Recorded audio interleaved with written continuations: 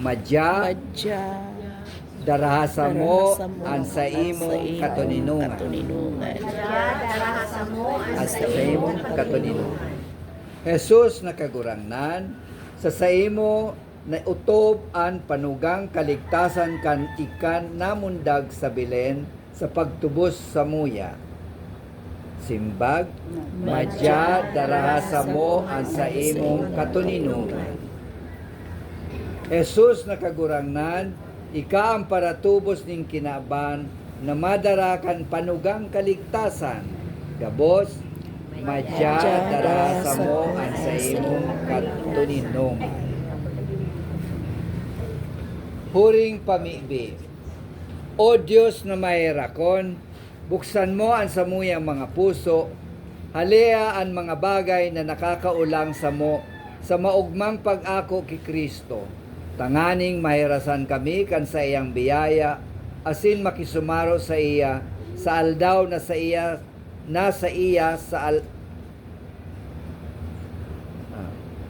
kunyan, nagkaurulit. Asin makisumaro sa iya, sa aldaw na siya dumatong pano ning kamurawayan. Siya nabubuhay asin nagahadi kaiba mo asinin Espiritu Santo, Diyos sa panahon na daing kasagkuran. Amen. Sa ngaran ka nama, asin kan Aki, asin kan Espiritu Santo. Amen. Diit lang pong manungod sa Adviento tang Okay.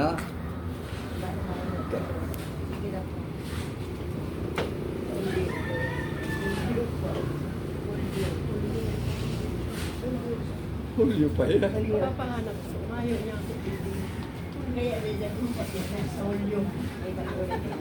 Uulyuhan na yan. Kaya mayo magura O digdiyo po sa binasang kunyan opening prayer digdiyo po. Sa digdi pag maarumduman niya mo ang inot na pag-abot duman sa Belen, ang danay mong pag-abot sa samuyang mga puso now, asin ang sa imong pag-abot giraray sa katapusan ng kinahanglan.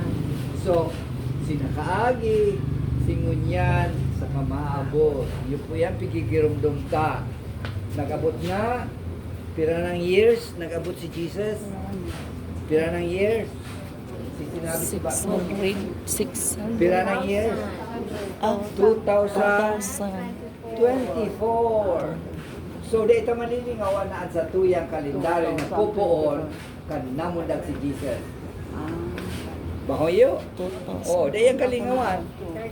So, maski dahil nagtutubot, kita palan, buhay ta, nagpupuo, nakasalalay duman sa pag-abot ni Kristo. 2024. And then, hinahalata ang buhay kang kagurang na ngunyan.